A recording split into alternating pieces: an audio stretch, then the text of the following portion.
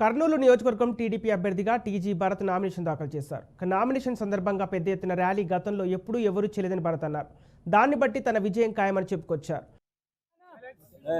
సోమశెట్టి వెంకటేశ్వర గారు తర్వాత కూటమి నుంచి జనసేన పార్టీ వాళ్ళు, ఎంఆర్పిఎస్, బీజేపీ, లోక్ సత్తా వీళ్ళందరూ కూడా నాకు వచ్చి ప్రపోజ్ చేయడము, వాళ్ళ బ్లెస్సింగ్స్ తీసుకోవడము, కూటమి వాళ్ళ నుంచి బ్లెస్సింగ్స్ తీసుకోవడము చాలా ఆనందంగా ఉంది నాకు. తర్వాత ఈ రోజు కర్నూలులో ఒక జన సునామీ వచ్చింది.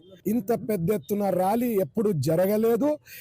నెక్స్ట్ May 13th అనేది it is just a formality.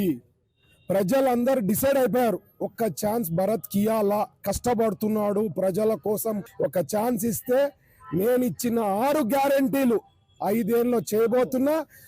మా 6 గ్యారంటీలు కాక భవిష్యత్ గ్యారంటీ ఇచ్చిన చంద్రబాబు గారు ఇచ్చిన 6 గ్యారంటీలు కూడా నెరవేరుస్తాము. ఇక్బాల్ సారు, సోమశెట్టి వెంకటేశ్వర గారు తర్వాత కూటమి నుంచి జనసేన పార్టీ వాళ్ళు, ఎంఆర్పిఎస్, బీజేపీ,